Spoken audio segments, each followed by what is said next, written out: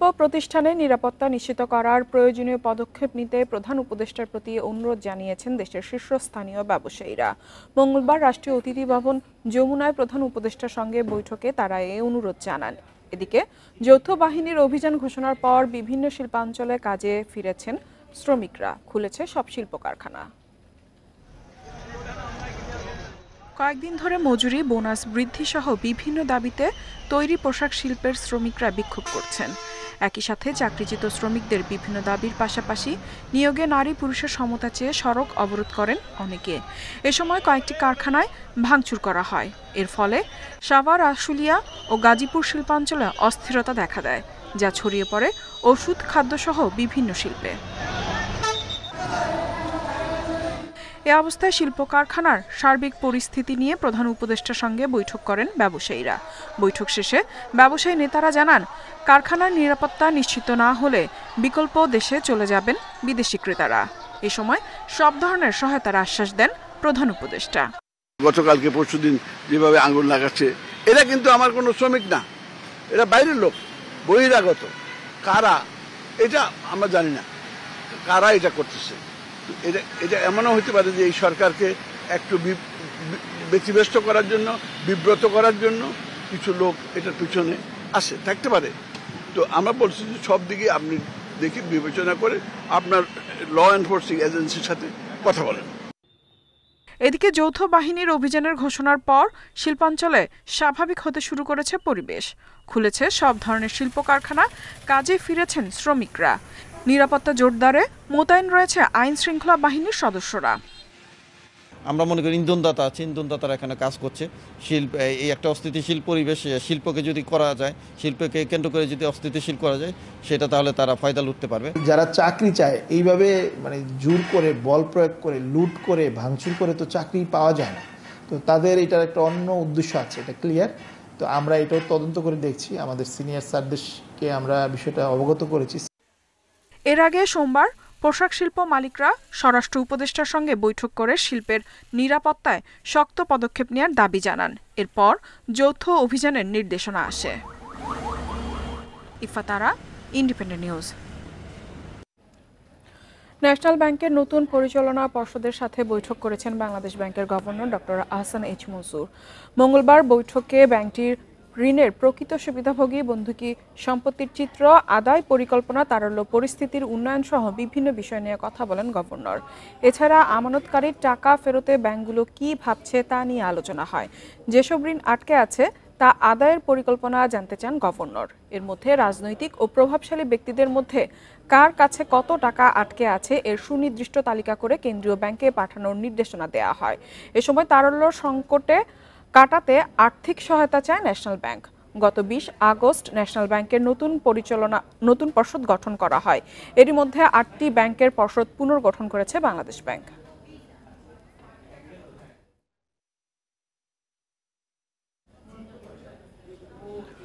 অর্থনীতি, শিক্ষা, স্বাস্থ্য, মেগা প্রকল্প, ব্যাংকিং খাত, জ্বালানি সহ বিভিন্ন বিষয় নিয়ে কাজ করবে শ্বেতপত্র কমিটি। এজন্য অংশীজনদের সাথে আলোচনা শুরু হবে শীঘ্রই। মঙ্গলবার রাজধানীর শেরেবাংলা নগরে দ্বিতীয় সভা শেষে এসব কথা জানান শ্বেতপত্র প্রণয়ন কমিটির প্রধান ডক্টর দেবপ্রিয় ভট্টাচার্য।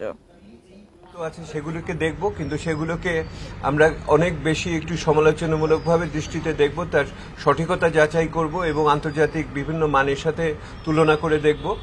একই সাথে যে সমস্ত গবেষণা ইতিমধ্যে এই সমস্ত এলাকাতে আছে সেগুলোকে আমরা পর্যালোচনা করব, সেগুলোকে আহরণ করে তার ভিতর থেকে কিছু সামনের দিকে আগানোর চেষ্টা করব। সম্পদ গোপন ও কর ফাঁকি দিতে পদে পদে জালিয়াতির আশ্রয় নিয়েছেন আলোচিত ব্যবসায়ী নজরুল ইসলাম মজুমদার। ভুয়া দলিল তৈরি করে মাছের খামার থেকে 215 কোটি টাকা আয় দেখিয়েছেন এই ব্যবসায়ী নেতা। ইন্ডিপেন্ডেন্ট টেলিভিশনের অনুসন্ধানে উঠে এসেছে এমন তথ্য। অভিযোগ উঠেছে জাতীয় রাজস্ব বোর্ড এনবিআর এর আয়কর কর্মকর্তাদের যোগ সাজসে পার পেয়েছেন তিনি।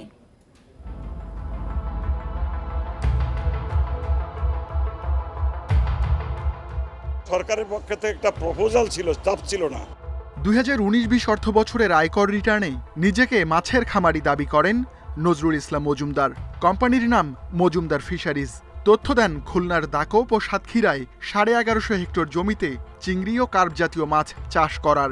মাছ বিক্রি করে 1 বছরেই আয় 202 কোটি টাকা, যেখানে খরচ 91 কোটি টাকা। খামারের জন্য দাকোপের কালীনগরের শ্রীনগরের 2 ব্যক্তির কাছে পুকুর চুক্তি নেয়ার দলিল আয়কর রিটার্নে জমা দেন নজরুল ইসলাম। দলিল অনুযায়ী হরিচরণ রায়ের পুত্র যোগেশ চন্দ্র রায়ের কাছে 615 বিঘা জমি লিজ নেন তিনি। তবে যোগেশ চন্দ্র জানান এত জমি তার নেই, আর জমি কাউকে লিজও দেননি। চেনেন না নজরুল ইসলাম মজুমদারকেও। আমার মাত্র 10 থেকে 12 বিঘা সম্পত্তি আছে, এবং তার ভিতর দিয়েও এই যে সম্পত্তির কথা উল্লেখ করা হয়েছে সম্পূর্ণ ফলস এবং মিথ্যা কথা, এবং এখানে 2000 সাল থেকে ঘের বলতে কোনো কিছুই নাই। এই এলাকার রইসুদ্দিন গাজীর ছেলে আব্দুর রশিদ গাজীর কাছে 3000 বিঘা জমি লিজ নেয়ার দলিল আয়কর রিটার্নে দেখান নজরুল ইসলাম। স্থানীয়রা জানান শ্রীনগরে ওই পরিচয়ের কোনো ব্যক্তি নেই, এত বেশি জমির মালিকও কেউ নেই। আমাদের এই দাকোপ থানা বা 5 নম্বর 6 নম্বরের ভিতরে এরকম ঘের নাই। এই ব্যক্তি আমাদের এলাকায় না, আর এই 3-4 হাজার বিঘা জমি আমাদের এখানে না, আর ওনার এরকম কোনো 3-4 হাজার বিঘা জমির মালিক এখানে নাই। পরের বছর অর্থাৎ 2020-21 অর্থ বছরেও মৎস্য খামার থেকে 13 কোটি টাকা আয় দেখান নজরুল ইসলাম। এনবিআর কর্মকর্তারা জানান মাছ চাষের মাধ্যমে বিশাল অঙ্কের অর্থ বৈধ করার বিষয়ে আপত্তি তোলেন অনেকেই। বিষয়টি গড়ায় আয়কর আপিল ট্রাইব্যুনালেও, কিন্তু শেষ পর্যন্ত ছাড় পান নজরুল। আপনারাই তো বলেন, মিডিয়াতে তো আসে যে কোন কোন প্রসপেক্টিভ ট্যাক্স ফাঁকিবাজ যারা, তাদেরকে এটা আমরা প্রায়োরিটি ঠিক করে ধীরে ধীরে এটা করব। মাছ উৎপাদন বাড়াতে আয়করে ছাড় দেয় এনবিআর। তখন আয় 30 লাখের বেশি হলে কর ছিল মাত্র 10%। কর কম হওয়ায় অনেকেই এ খাতের মাধ্যমে অবৈধ সম্পদ বৈধ করার সুযোগ নেন। Ruhul Amin, independent news, Dhaka. নতুন সময়ের নয়া প্রযুক্তি, নব প্রজন্মের সবুজ পৃথিবী, এই স্লোগানে শুরু হয়েছে ওয়ালটনের কম্পিউটার এক্সচেঞ্জ অফার সিজন 4। এখন ক্রেতারা যে কোনো ব্র্যান্ডের সচল বা অচল laptop, desktop, monitor, printer, tab, speaker, CCTV পণ্য বদলে নিতে পারবেন। এসব পণ্য বদলে সর্বোচ্চ 20% ছাড়ে ওয়ালটন ব্র্যান্ডের সমজাতীয় নতুন পণ্য কিনতে পারবেন। সোমবার রাজধানীতে ওয়ালটন কর্পোরেট অফিসে আয়োজিত কম্পিউটার এক্সচেঞ্জ অফার সিজন 4 এর লঞ্চিং প্রোগ্রামে এ ঘোষণা দেওয়া হয়। ওয়ালটন হাইটেক ইন্ডাস্ট্রিজের ব্যবস্থাপনা পরিচালক SM মাহবুবুল আলম এবং ওয়ালটন ডিজি টেক ইন্ডাস্ট্রিজ লিমিটেডের চেয়ারম্যান SM রেজাউল আলম অনুষ্ঠানের উদ্বোধন করেন।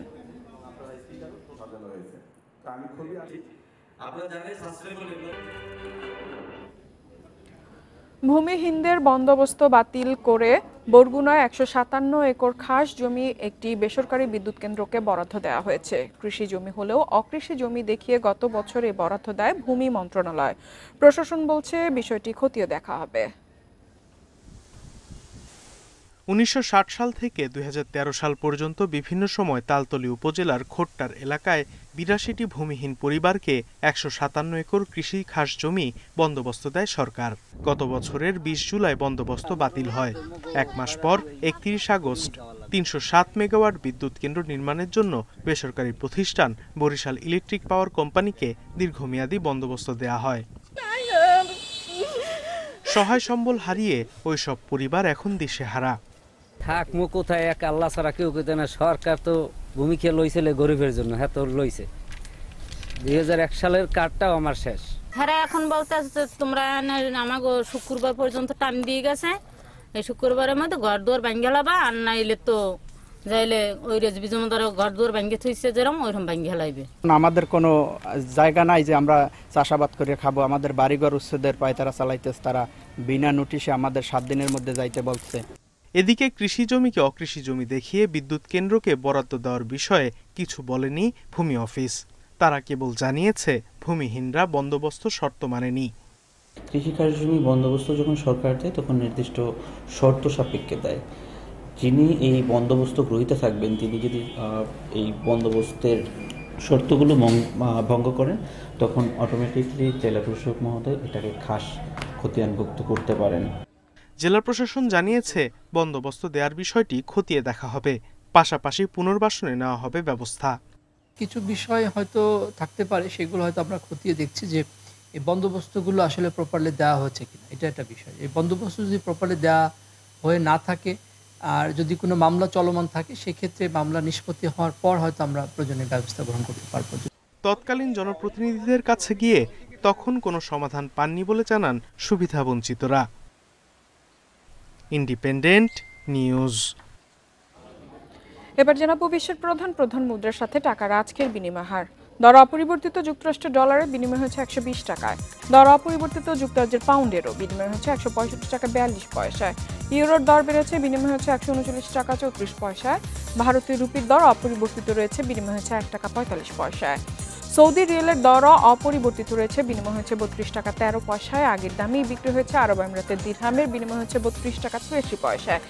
কুয়েতি দিনারের দর কমেছে, বিনিময় হয়েছে 394 টাকা 80 পয়সায়। এছাড়া মালয়েশিয়ান রিঙ্গিতের দর কমেছে, বিনিময় হয়েছে 27 টাকা 55 পয়সায়।